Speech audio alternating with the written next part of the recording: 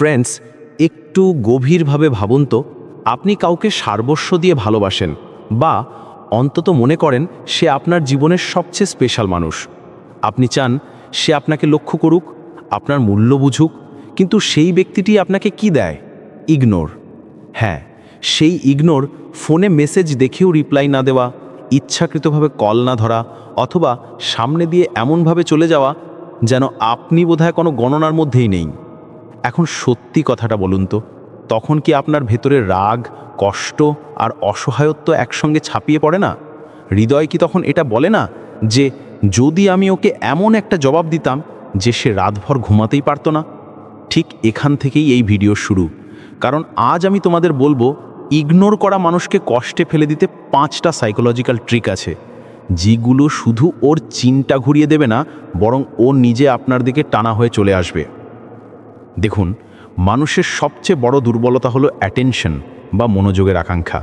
আমরা সবাই চাই আরও বেশি করে লক্ষ্যে আসা, আমাদের মূল্য বোঝা, কিন্তু যখন কেউ আমাদের ইগনোর করে তখন সেটা আমাদের মস্তিষ্ককে বাস্তবিকই আঘাত করে।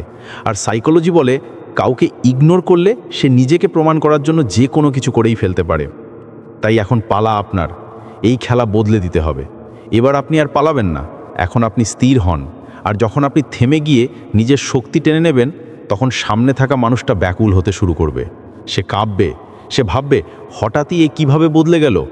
এই পুরো সিরিজে আমি তোমাদের জানাবো সেই 5টা পদ্ধতি, যেগুলো অনুসরণ করলে যে কাউকে, যে তোমাকে ইগনোর করে, তুমি বাধ্য করে ফেলবে তোমাকে মনে রাখার জন্য, তোমাকে খোঁজার জন্য, এবং সে নিজে তোমার কাছে আসবে। তবে মনে রেখো, এটা কেবল খেলা খেলবার জন্য নয়, এটা তোমার মূল্য বুঝিয়ে দেবার উপায় এবং সামনের মানুষটাকে সেই অনুভূতি দেবার পথ যেটা আজ পর্যন্ত কেউ হয়তো তাকে দেয়নি। এখন আমরা শুরু করব আপনার ব্যথা থেকে, কারণ যতক্ষণ পর্যন্ত আপনি বুঝবেন না যে এই ইগনোর আপনার মধ্যে কি আগুন জ্বালায়, ততক্ষণ আপনি সেই আগুন সঠিক দিকেই জ্বালাতে শিখবেন না। তাই প্রথম অধ্যায়, ইগনোরের বিষ ও তার প্রভাব, এখান থেকেই খেলার শুরু। আর আমি তোমাদের গ্যারেন্টি দিচ্ছি, যদি তুমি এই ভিডিওটা শেষ পর্যন্ত দেখো, তাহলে পরবর্তীবার যখন কেউ তোমাকে ইগনোর করবে, তুমি কাঁদার বদলে উল্টে সেই মানুষটাকে কষ্ট পেতে দেখবে। সে কেঁদে ফেলবে আর তোমাকে পাওয়ার চেষ্টা করবে।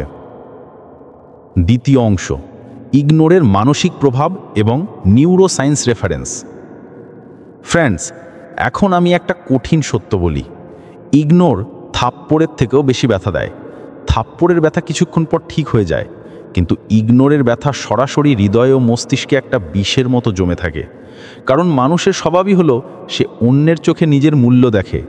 যখন কেউ আমাদের মাধুর্য দেখে, প্রশংসা করে, খেয়াল রাখে, তখন মনে হয় আমরা তার জন্য স্পেশাল। কিন্তু ঠিক সেই মানুষটাই যখন আমাদের ইগনোর করে, তখন ভেতর থেকে একটা আওয়াজ ওঠে, আমি কি সত্যি এতই অযোগ্য? আর এখান থেকেই শুরু হয় আত্মসন্দেহের আগুন। সাইকোলজি বলে যখন কাউকে বারবার ইগনোর করা হয়, তখন তার মস্তিষ্কে মূলত 3টে জিনিস ঘোরে।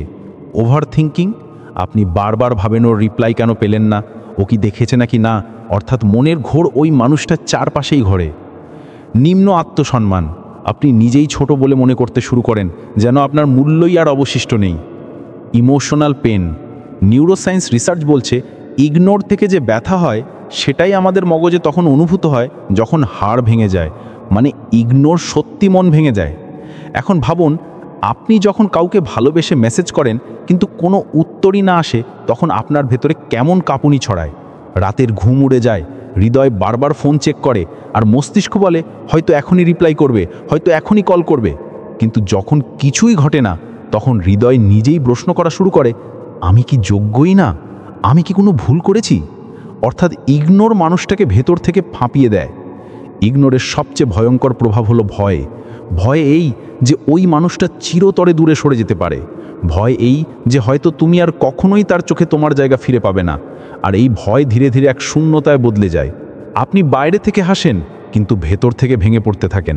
আপনি লোকজনের মাঝে বসেও থাকলেও একাকিত্ব কুয়ে কুয়ে খায়। কিন্তু ফ্রেন্ডস, এটাই সেই মুহূর্ত যেখান থেকে তোমাকে জাগতে হবে। কারণ যদি তুমি এই কষ্টকে এভাবেই সহ্য করতে থাকো, তাহলে সামনের মানুষটা সব সময় তোমাকে দুর্বল ভেবে নেবে।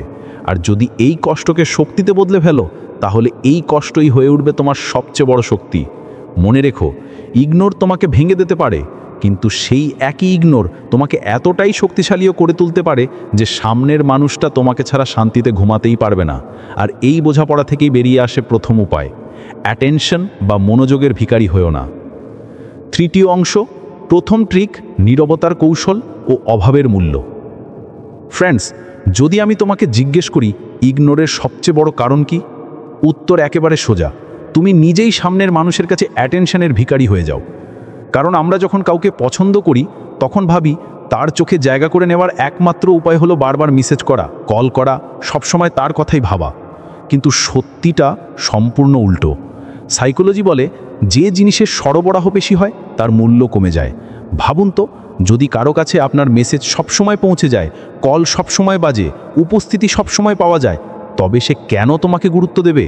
কারণ তার কাছে তুমি এক সাধারণ জিনিসে পরিণত হয়ে গেছো, স্পেশাল কিছু নয়। অধিকাংশ মানুষই এই ভুলই করে বসে, সামনের মানুষটা ইগনোর করে আর আমরা তখনই ডবল ট্রিপল মেসেজ দিয়ে ফেলি, কোথায় আছো, রিপ্লাই দিচ্ছ না কেন, আমি কি কিছু ভুল বলেছি? এসব মেসেজ সামনের মানুষের মাথায় একটাই ভাবনা ঢুকিয়ে দেয়, এই মানুষটা ডেসপারেট, আর ডেসপারেট মানুষের কখনোই কোনো মূল্য থাকে না। এখন শোনো, এখানে খেলাটা উল্টাবে কিভাবে? কেউ তোমাকে ইগনোর করলে প্রথম কাজ হলো নীরবতা। হ্যাঁ, চুপ থাকা, না মেসেজ, না কল, না অভিযোগ। কেন?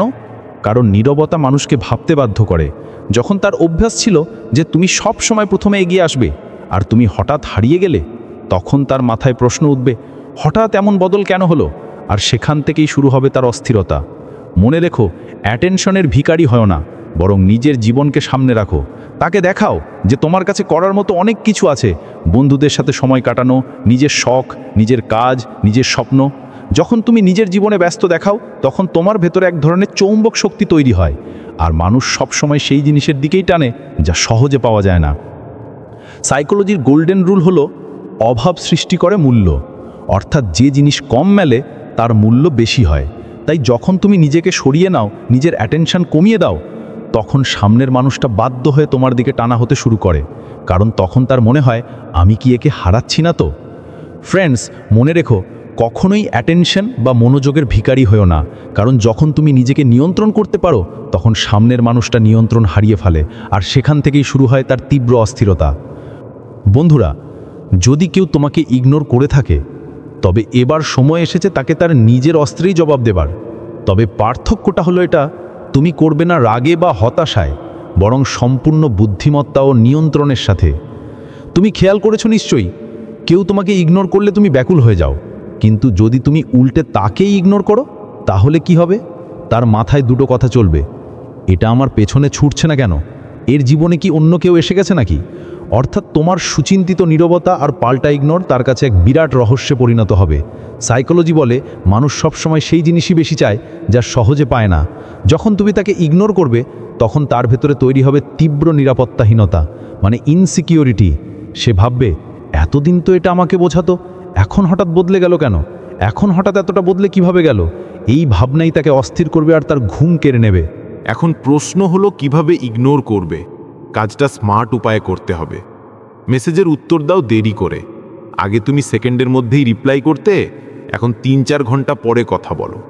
সোশ্যাল মিডিয়ায় অ্যাক্টিভ থাকো, কিন্তু তাকে ইগনোর করো। মানে স্টোরি দাও, তোমার জীবন দেখাও, কিন্তু তার মেসেজের উত্তর দিও না। Selective neglect. সামনে দেখা হলে নর্মাল থেকো, অতিরিক্ত উত্তেজিত হয়েও না। তোমার অ্যাটিটিউড হওয়া উচিত, তুমি থাকো বা না থাকো, আমার জীবন চলছেই এবং বেশ ভালোভাবেই চলছে। যখন তুমি এসব করো, তখন একটা জিনিস হয়, পাওয়ার শিফট।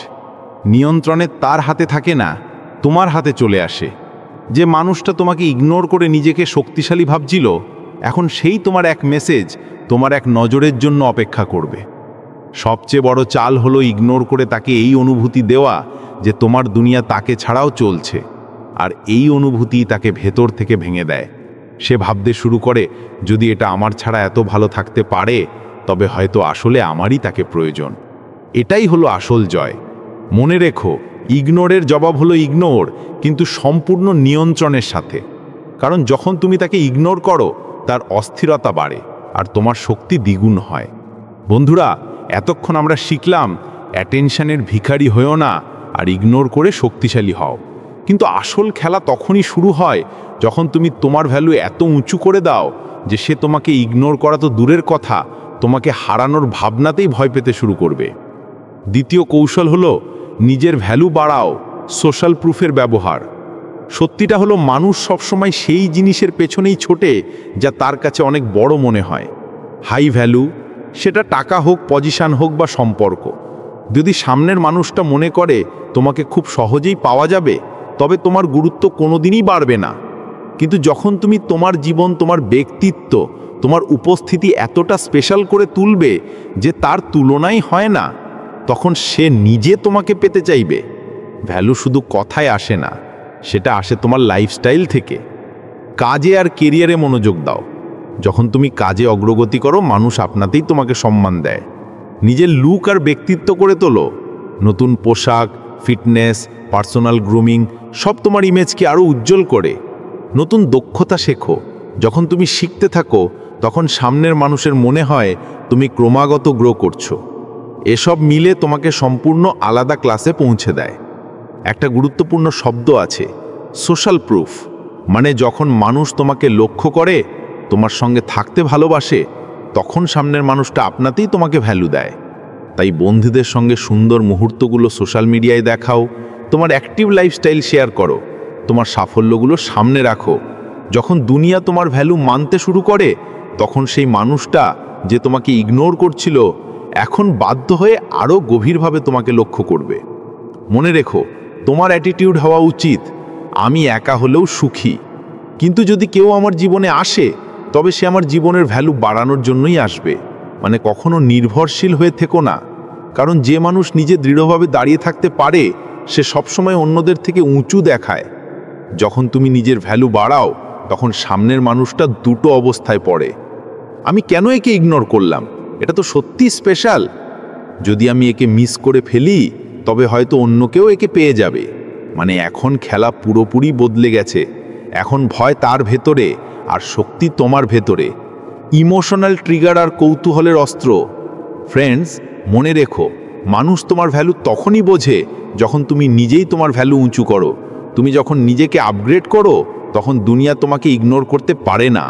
মানুষকে চালায় তার মগজ নয়, তার হৃদয়। মানে সামনের মানুষ যতই লজিক্যাল হোক, তার সিদ্ধান্ত, তার আকর্ষণ, তার অস্থিরতা সব কিছু বেরোয় ইমোশন। আর যদি তুমি শিখে যাও কোন কোন ইমোশনাল বোতাম টিপতে হবে, তবে তুমি সেই মানুষটাকে তোমার দিকে টেনে আনা আটকাতেই পারবে না। ইমোশনাল ট্রিগার মানে হলো এমন ছোট ছোট কথা বা কাজ যা সরাসরি সামনের মানুষের মনে অনুভূতি আর স্মৃতি জাগিয়ে তোলে। যেমন কোনো বিশেষ গান যেটা তোমরা একসঙ্গে শুনেছিলে, কোনো জায়গা যেটা তোমাদের সম্পর্কের সঙ্গে জড়িত, কোনো অভ্যাস যেটা শুধু তোমার সঙ্গে সম্পর্কিত। এসব ট্রিগার তার মস্তিষ্কে তোমার ইমেজ জাগিয়ে তোলে, আর সে যতই তোমাকে ইগনোর করুক, ভেতর থেকে তোমাকে মনে করতে বাধ্য হবে। সাইকোলজি বলে nostalgia is a powerful drug. মানে পুরনো স্মৃতিগুলো মানুষকে গভীরভাবে নাড়িয়ে দেয়। তাই তুমি কি করতে পারো? ছোট ছোট ইঙ্গিত দাও যা তাকে পুরনো মুহূর্তের কথা মনে করিয়ে দেবে। যেমন যদি তুমি চ্যাট করো, হঠাৎ বলো, আরে সেই দিনটা মনে আছে যখন আমরা হঠাৎ বৃষ্টিতে ভিজে গেছিলাম? ঠিক এই একটি লাইনই তার ভেতরে চাপা রাখার সব আবেগকে আবার জাগিয়ে তুলতে পারে। ইমোশনাল ট্রিগারের দ্বিতীয় সবচেয়ে বড় উপায় হলো সামনে থাকা মানুষটিকে ঘাটতির অনুভূতি করানো। মানে নিজের জীবনকে এমনভাবে দেখাও যেন তোমার উপস্থিতি তার কাছে এক হারানোর সুযোগের মতো মনে হয়। বন্ধুদের সঙ্গে হাসি মুখে ছবি দাও, কোনো নতুন সাফল্য পোস্ট করো, তোমার জীবনে আনন্দ দেখাও। এগুলো দেখে তার মনে প্রশ্ন উঠবে, আমাকে ছাড়া এত খুশি কিভাবে? আর এখান থেকেই শুরু হবে তার অস্থিরতা। মনে রেখো, সবচেয়ে বড় ইমোশনাল ট্রিগার হলো কৌতূহল, কিউরিওসিটি। যখন তুমি সব কিছু খোলাখুলি বলো না, তখন অন্যজন আরও বেশি জানতে চায়। প্রতিটি জিনিসের ডিটেল বলো না, কিছুটা ফাঁক রেখে দাও যাতে অন্যজন নিজে আন্দাজ করে তুমি কি করছো। এই রহস্য তার ভেতরে এক অদ্ভুত টান তৈরি করে, আর সে তোমার কথা ভাবা বন্ধই করতে পারবে না। আর একটা গভীর ট্রিগার হলো হারানোর ভয়। যখন তুমি দেখাও যে তোমার জীবনে নতুন কিছু, নতুন মানুষ, নতুন অগ্রগতি আসছে, তখন অন্যজন ভয় পেতে শুরু করে, কোথাও তুমি তাকে চিরতরে হারিয়ে ফেলছো না তো? আর মনে রেখো, মানুষ ভালোবাসার চেয়ে ভয়ের কারণে বেশি বদলায়। ইমোশনাল ট্রিগারগুলো সেই অস্ত্র যেগুলো সঠিকভাবে ব্যবহার করলে সামনের মানুষ তোমাকে ইগনোর করার বদলে ভুলতেই পারবে না।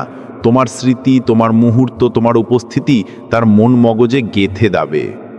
আর সেখান থেকেই শুরু হবে তার কষ্ট। সত্যি বলতে মানুষ কোনো কিছুর আসল মূল্য বোঝে তখনই যখন সেটা তার হাতছাড়া হয়ে যায়। আর এটাই আমাদের কৌশলগতভাবে খেলতে হবে, তার ভেতরে তোমার অভাবের অনুভূতি, সেন্স অফ স্ক্যারসিটি জাগানো। যখন তুমি সবসময় তার চারপাশে থাকো তখন সে অভ্যস্ত হয়ে যায়, সেভাবে এ তো সবসময়ই থাকবে, চিন্তা করার কি আছে। কিন্তু হঠাৎ তুমি দূরে সরে গেলে, তোমার উপস্থিতি কমে গেলে তার ভেতরে এক শূন্যতা তৈরি হয়, আর সেই শূন্যতাই হয়ে ওঠে তীব্র কষ্টের কারণ। প্রথম ধাপ হলো নিজের উপস্থিতি কমানো, কন্ট্রোলড উইথড্রল। আগে তুমি দিনে 10টা মেসেজ করতে, এখন শুধু একটা করো। আগে সবসময় কল করতে, এখন শুধু দরকার হলে করো। আগে সবসময় উপস্থিত থাকতে, এখন নিজেকে ব্যস্ত দেখাও। এই স্বল্পতা ধীরে ধীরে তাকে বুঝিয়ে দেবে যে তোমার উপস্থিতি কতটা জরুরি ছিল। কখনো কখনো সরাসরি কথায়ও এই অভাব দেখানো যায়।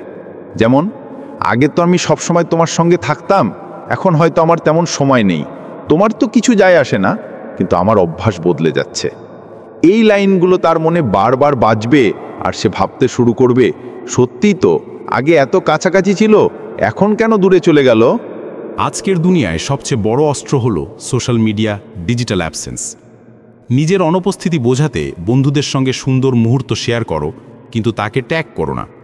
নতুন কোনো অ্যাক্টিভিটি বা শখ দেখাও, সুখী আর ব্যস্ত জীবনের বার্তা দাও। এগুলো দেখে সে ভাববে, এ তো আমাকে ছাড়া খুশি, হয়তো আর আমার জীবনে জায়গা নেই। আর এই আঘাতই ভেতর থেকে তাকে জ্বালিয়ে দেবে। মানুষ সবচেয়ে বেশি ভয় পায় তখনই যখন ভাবে তুমি অন্য কারো সঙ্গে বেশি খুশি। বন্ধুদের সঙ্গে হাসি খুশি ছবি দাও, নতুন কোনো গ্রুপ বা সার্কেলে যোগ দাও, দেখাও তোমার হাতে অপশান আছে। এটা দেখে তার ভেতরে জেগে উঠবে, কোথাও আমাকে রিপ্লেস তো করছে না। আর এই ভয় তার কষ্টকে তুঙ্গে পৌঁছে দেবে। অভাবের অনুভূতি করানো মানে হলো খেলার নিয়ন্ত্রণ নিজের হাতে রাখা। না খুব বেশি প্রকাশ করতে হবে, না পুরোপুরি অদৃশ্য হতে হবে। শুধু এতটাই করতে হবে যাতে সে তোমার অভাব অনুভব করে আর বারবার ভাবে, কেন এটা আগের মতো আমার সঙ্গে নেই। মনে রেখো, ইগনোর করা মানুষকে সবচেয়ে বেশি কষ্ট দেয় অভাবের অনুভূতি। আর এই অনুভূতি তুমি তখনই জাগাতে পারবে যখন নিজের ভ্যালিউ নিজে বাড়াবে, নিজের উপস্থিতিকে কন্ট্রোল করবে, আর তাকে বাধ্য করবে ভাবতে, একে হারানো মানেই আমার হারের শুরু। চূড়ান্ত সিদ্ধান্ত, গল্প বদলানোর ক্ষমতা। এখন শেষ ধাপ হলো এই পুরো খেলাকে কিভাবে শেষ করবে। মনে রেখো, তোমার সামনে দুটো পথ আছে। তুমি চাইলে তাকে শিক্ষা দিয়ে চিরতরে পেছনে ফেলে দিতে পারো, আবার চাইলে তাকে নিজের দিকে টেনে আনতেও পারো। কিন্তু এবার শর্তগুলো তোমার হবে। দুই ক্ষেত্রেই নিয়ন্ত্রণ তোমার হাতে, আর এটাই হলো আসল জয়। যখন তুমি এই সব কৌশল ব্যবহার করবে, সে আগেই মানসিকভাবে কষ্টে থাকবে। এখন তোমার শুধু একটু একটু করেই বার্তা দেওয়া দরকার যে, দেখ, আমি তোকে ছাড়াও নিজের জীবন গড়ে তুলেছি, কিন্তু যদি আমায় পেতে চাস, এবার খেলা আমার শর্তে হবে। এই লাইনগুলো সরাসরি বলতেও হবে না, তোমার আত্মবিশ্বাসী অ্যাটিটিউড, বডি ল্যাঙ্গুয়েজ, পার্সোনালিটি থেকেই বার্তাটা বোঝা যাবে। এখন প্রশ্ন হলো, তুমি কি তাকে আরেকটা সুযোগ দিতে চাও, নাকি শুধু তাকে কষ্ট দিয়ে নিজের জীবনে এগিয়ে যেতে চাও? সিদ্ধান্ত তোমার। তবে দুটি ক্ষেত্রেই খেয়াল রেখো, যদি দ্বিতীয় সুযোগ দাও, তবে আর কখনো নিজের ভ্যালিউ কমতে দিও না। আর যদি এগিয়ে যাও, তবে দেখিয়ে দাও যে তাকে ছাড়াও আরও শক্তিশালী, আরও বড় জীবন তুমি তৈরি করে নিয়েছো। ফ্রেন্ডস, এই পুরো যাত্রার সবচেয়ে বড় শিক্ষা হলো, কেউ তোমাকে ইগনোর করার সাহস তখনই পায় যখন তুমি নিজে তাকে সেই ক্ষমতা দাও। কিন্তু যখন তুমি নিজের মনোযোগ নিয়ন্ত্রণ করো, নিজের ভ্যালিউ উঁচুতে রাখো, ইমোশনাল ট্রিগার ব্যবহার করো, আর অভাবের অনুভূতি করাও, তখন সেই মানুষই যে গতকাল তোমাকে ইগনোর করেছিল, আজ তোমার একটি ঝলকের জন্য তৃষ্ণার্ত হয়ে থাকবে। এখন এটা তোমার হাতে। শুধু শুনে ছেড়ে দেবে, নাকি জীবনে কাজে লাগিয়ে নিজের গল্প বদলাবে? মনে রেখো, তুমি স্পেশাল, তোমার ভ্যালিউ আছে। আর যদি কেউ এটা না বোঝে, তাহলে সে তোমার জীবনের যোগ্যই নয়। আজ থেকে কখনো কারোর পেছনে দৌড়াবে না, কখনো নিজের ভ্যালিউ নামাবে না, কখনো নিজেকে কম ভাববে না। কারণ যখন তুমি নিজের শক্তি নিজের হাতে রাখো, তখন দুনিয়ার কোনো মানুষ তোমাকে ইগনোর করার সাহস রাখে না। তাহলে ফ্রেন্ডস, যদি এই সিরিজ ভালো লেগে থাকে, তাহলে শুধু শুনে ছেড়ে দিও না, জীবনে প্রয়োগ করো। কারণ জীবন বদলানোর সিদ্ধান্ত সবসময় ভেতর থেকে নেওয়া হয়, বাইরে থেকে নয়। যদি এই তথ্য ভালো লেগে থাকে আর তোমরা আরও এমনই আকর্ষণীয় আর প্রভাবশালী ভিডিও দেখতে চাও, তবে চ্যানেলটি সাবস্ক্রাইব করতে ভুলো না। দেখা হচ্ছে পরের কোনো ভিডিওতে, ততক্ষণ ভালো থেকো। ধন্যবাদ।